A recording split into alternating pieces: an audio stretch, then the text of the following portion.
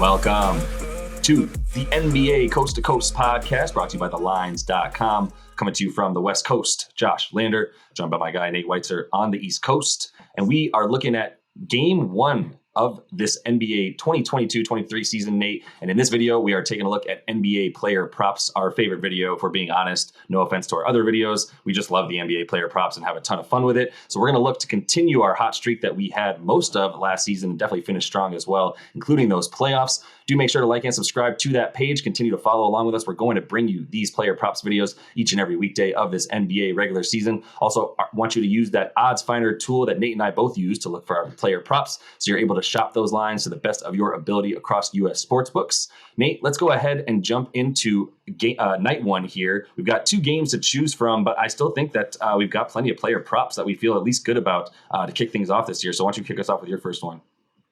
Who else but Joel Embiid? Probably the co-MVP to our player props last year, next to DeMar DeRozan, of course, the real MVP. But Embiid, 30-plus points, I think, in 15 of 16 games at one point, was just carrying this team. I mean, they do have James Harden now, but he's not going to be forcing things. And we do expect a bounce-back season from Harden and expect Tyrese Maxey to continue to improve incrementally. But this is not a good matchup for either of those guys. I mean, going against Jaylen Brown, Marcus Smart, and the likes, I don't expect them to be thriving off penetration, and that's why the Sixers have leaned on Embiid basically every time they faced the Celtics in recent memory in his career, averaging 26 and 12, 34% usage rate in his last six, particularly against Al Horford, has been held below this prop, which is 26.5 points on DK. It's 27.5 on FanDuel, so you are looking at some value there if you can shop it around a little bit. But yeah, Al's held him to 25 points per game, still 15 rebounds per game. And we talked about the slow offensive start you can expect here in this Eastern Conference slobber knocker, if you will. So if you combine the points and rebounds, and I think it's 37.5 there, I think he's a pretty good lock for about 40 of those combined. But look, I mean, without Robert Williams, the Celtics are not going to be able to contain him completely. The one time he faced them without Big Rob last year, he went for 41, 10, and 5. That double-double seems like easy money right now. I mean, that's why it's minus 250. But if you take double-double and a win at FanDuel plus 190, probably our favorite bet or favorite angle here for that game, since we kind of like the Sixers already. And if you're getting them at 2-1 on your money with Embiid just to get that double-double, I'll ride with that all day. Yeah, I'll ride with that. I mean, I know we have to put content out, so you have to talk about why you took Embiid, but really you could have just said Rob Will's not playing and Embiid's going against the Celtics. You know what I mean? It's kind of all right, sounds good. Let's go ahead and take advantage of that. To your point, I think the 40 points and rebounds combined is we love that. We just love Embiid in this game, right? Like we said, if we just want to find a spot for value, it's this man to come out and dominate, start his MVP campaign that I actually personally sprinkled some juice upon not too long ago before we started recording this at plus 550 there. So I feel pretty good about him, kicking things off well on the national stage for sure. I also feel really good about this guy here, Derrick White, going under in his props. And honestly, this is one that I know you're already talking about to me pre-show, and I imagine in your article as well, because it's a guy who, he flourished in the playoffs last year. He was huge for them. He came up and looked really, really good, but he also just played above his pay grade. You combine that with the fact that Brogdon's here, and maybe Brogdon isn't expected to start, but I would be willing to bet that Malcolm Brogdon will be on the end of the floor and in almost all 5-man lineups to end the game when he's available and healthy. So, I think the projections here for White are very telling. As you spoke, you kind of have here in the show notes, 19.5 minutes is his expected time, 9.5 points or so his expected output. If you look at what he did versus the 76ers when he played them on the Celtics last year in February, 11 points, 1 board, and 2 assists in over 28 minutes. So there's just no way he's getting close to 30 minutes in this game with the guard rotation that they have now. So 16.5 points, rebounds, and assists. He's just not going to get the time to put that up unless he just goes, pretty ballistic from three. And that's something that I'm really looking for him to regress from. It was his hot shooting in the playoffs that is just not really who I don't think he's going to be capable of continuously. Yeah, I don't think this is the matchup for the Celtics to go 3-guard heavy, which is what they're going to need for what White's going to need to really log 25 plus minutes if Yeah. Brogdon and Marcus Smart are out there. I mean, the Sixers have size on the wing. Even when Harden and Maxey are out there, I mean, you're not going to want Derrick White on Harden if you can help it. Yeah. I don't know if he played above his pay grade in the playoffs down the stretch, but he was very, very streaky, very boom bust because of that 3-point shot, which reportedly is a little bit more consistent this year. We're going to have to see it in actual game scenarios against the Sixers team that guards the 3-point line very well. I mean, yeah, just the usage isn't there, and the potential for peripheral stats isn't great either.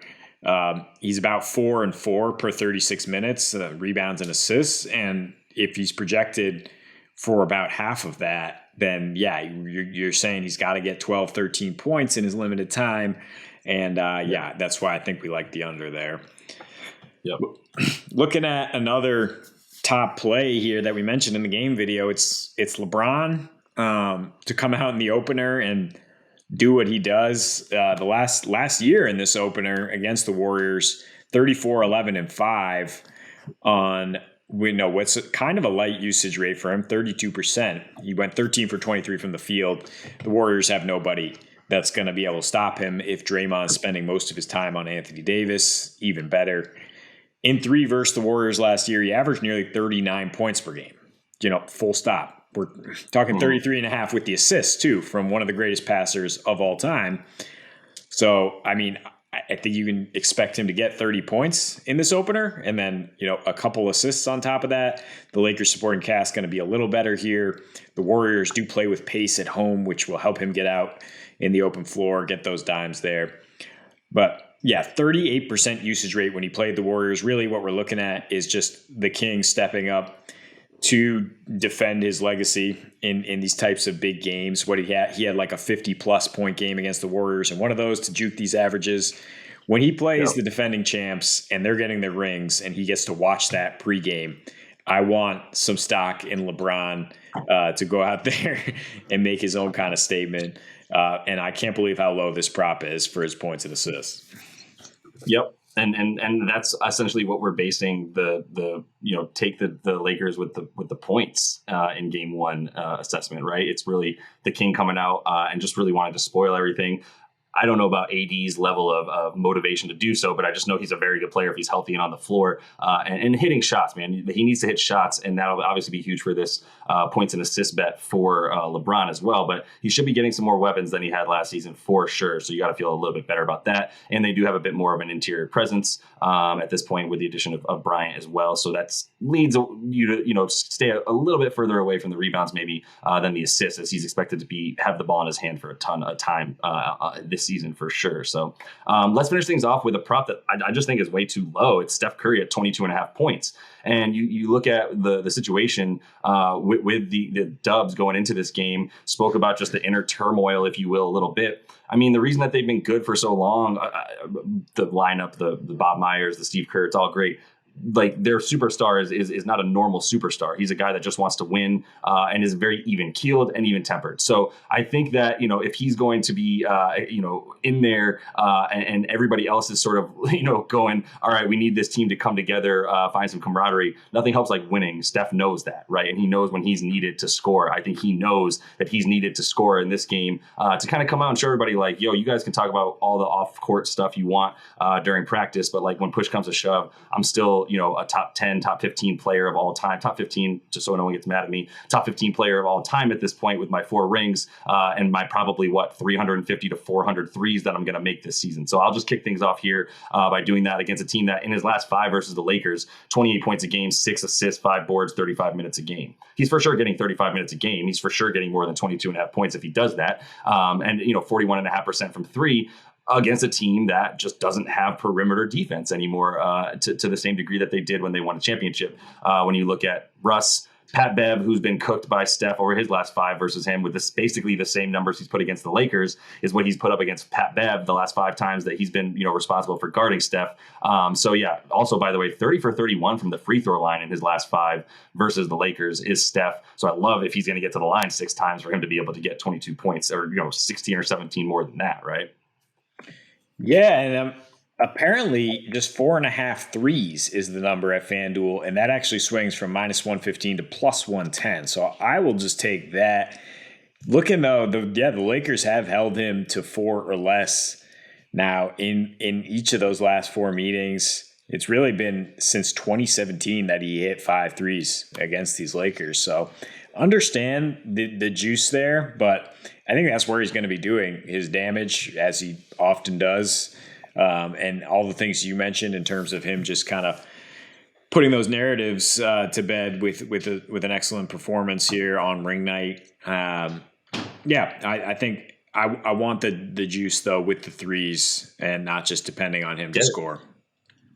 Get it, man. It's TNT, I believe in, and it's the stars out, right, on these big games. So I think everybody knows that when they play on TNT and such, they're basically campaigning for their awards and things of that nature in the public eye. So expect these stars to come out big, which is why the only guy we took an under on is Derrick White, and the other 3 are superstars and Hall of Famers in Embiid, over for LeBron and over for Steph. So that is all the time we have in our first NBA player props video for this 22-23 season. Continue to follow along with us. Make sure to like and subscribe. We'll be coming at you guys with these every single weekday.